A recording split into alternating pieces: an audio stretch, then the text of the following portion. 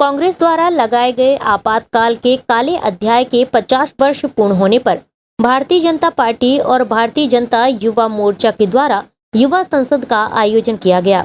इस अवसर पर भाजपा नगर अध्यक्ष रत्नेश सोनकर और अन्य ने कहा कि 25 जून 1975 का दिन भारत के इतिहास में काले अक्षरों में दर्ज किया जाएगा। इंदिरा गांधी के द्वारा आपातकाल लगाकर संविधान की हत्या की गई थी। डॉक्टर भीमराव अंबेडकर के द्वारा बनाए गए संविधान का गला घोटने का काम किया गया था।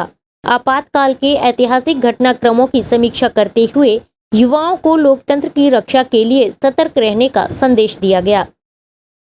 मैं इस विषय पर आपको कहना चाहूंगा कि लोकतंत्र की हत्या, प्रेस की स्वतंत्रता की गाहे बहाए विदेशों में जाकर आज आवाज उठाई जाती है। मैं उनसे कहना चाहता हूं कि संविधान की काली रात याद रखिए, जब सारे प्रेस, सारी मीडिया, विद्यार्थी एवं छात्र सभी को 1,40,000 लोगों को जेल में ठूस दिया गया था, क्योंकि इन्होंने जो लोकतंत्र की हत्या करने का काम किया है उसको कभी मिटाया नहीं जा सकता है। इनके द्वारा आज तक उस विषय पे कभी प्रायश्चित तक नहीं किया गया है।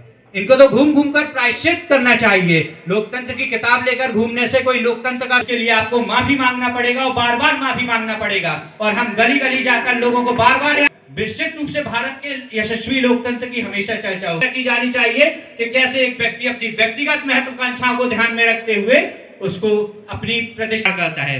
माननीय अध्यक्ष जी, जब मैंने इस विषय पर आपातकाल की चर्चा के लिए सदन बुलाने का निवेदन किया, करने की कोशिश की गई।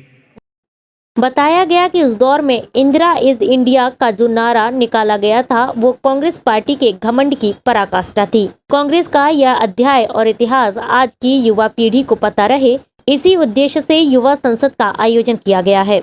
युवा संसद में शामिल हुए युवाओं ने आपातकाल को आज के परिदृश्य में रखकर संवाद किया।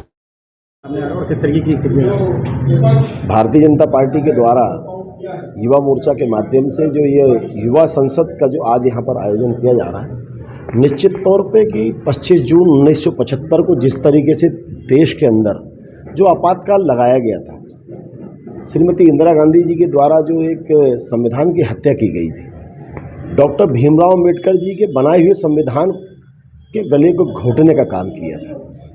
कांग्रेस की सरकार ने लगातार अनेकों बार देश में राष्ट्रपति शासन लगाने का काम किया था। कांग्रेस ने अनेकों बार ऐसे ऐसे अमेंडमेंट लाए जिसको इस देश की जरूरत नहीं थी। धारा 370-35A, जिसके कारण डॉक्टर श्यामा प्रसाद मुखर्जी जी ने उस समय की राष्ट्रीय सरकार से इस्तीफा देकर उन्होंने जनसंघ की स्थापना की थी। और उसी जनसंघ ने आगे चलकर जनता पार्टी से भारतीय जनता पार्टी आज जो एक वटपक्ष के रूप में देश और दुनिया में एक बड़ी पार्टी के रूप में आज स्थापित है। मैं समझता हूँ कि कांग्रेस को अपने इस काले अध्याय को ध्यान रखना चाहिए और ये जो युवा संसद है, इस युवा संसद के माध्यम से जो ये नई जनरेशन है, कहीं ना कहीं कांग्रेस के इस अध्याय को, कांग्रेस के इतिहास को नई जनरेशन को पता होना चाहिए। कहीं ना कहीं किस तरीके से संविधान की हत्या जो इस कांग्रेस के साथ जुड़ा है, यह उसी का उद्देश्य है, यह इस कार्यक्रम का भिन्न है। क्या लगता है इस युवाओं में कितना इंटरेस्ट? निश्चित तौर पर भारतीय जनता पार्टी आज युवाओं को जिस तरीके से आगे बढ़ा रही है, प्रत्येक संगठनों में युवाओं को मौका देती है और हमारा काम ही है कार्यकर्ताओं को निर्माण करना। भारतीय जनता पार्टी संगठन आधारित पार्टी है, कैडर बेस्ड पार्टी। हम जब युवाओं को जिस तरीके से हम सशक्त और हर वैचारिक रूप से जब मजबूत बनाएंगे तो निश्चित तौर पर आने वाले समय में यही लोग नेतृत्व करेंगे। यही उद्देश्य भारतीय जनता पार्टी का है। आज भारतीय जनता युवा मोर्चा द्वारा, और ये बड़े सौभाग्य का विषय रहा कि हमारे जबलपुर महानगर में युवा मोर्चा की संभाग से आई हुई पूरी इकाइयों ने यहाँ पर आपातकाल की 50वीं वर्षगांठ, और आप सभी को पता है आपातकाल इस लोकतंत्र के काले अध्याय के रूप में जाना जाता है। आपातकाल जब इंदिरा ये कहा करती थी कि India is Indira, Indira is India, ऐसे लोकतंत्र की हत्या के दिवस पर हमारी युवा संसद का आयोजन किया गया है। और युवा संसद में एक विषय ये लाया गया कि हमारे युवा सांसद ये पूछ रहे हैं कि आखिर देश के ऊपर ये कुठाराघात कैसे किया गया, इसकी आलोचना इस सदन के माध्यम से की जा रही है।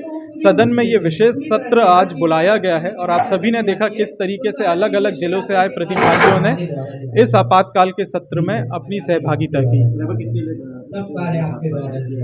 लगभग इसमें 251 रजिस्ट्रेशंस हुए थे, जिसमें से 35 छात्राओं ने अपना रजिस्ट्रेशन किया था। जिस तरीके से आपने देखा होगा कि किस तरीके से हमारे युवा साथियों ने डीप रिसर्च करके आपातकाल को आज के परिदृश्य में डिस्कस किया कि ये किस तरीके से उस समय की सरकार ने एक सोची समझी साजिश के तहत लोकतंत्र का गला घोटा था। आपने देखा होगा एक बहुत ही अच्छा विषय उन्होंने उस पूरे सत्र के दौरान उठाया कि जब इंडिया चाइना वॉर हुआ तब भी आपातकाल लगा, जब बांग्लादेश अलग हुआ तब भी आपातकाल लगा, लेकिन तब आपातकाल का उद्देश्य था राष्ट्र प्रथम। लेकिन ये आपातकाल ऐसा था कि जिसमें इंदिरा ये चाहती थी कि ये देश उनकी रहे, इस नाते उन्होंने ये आपातकाल लगाया था।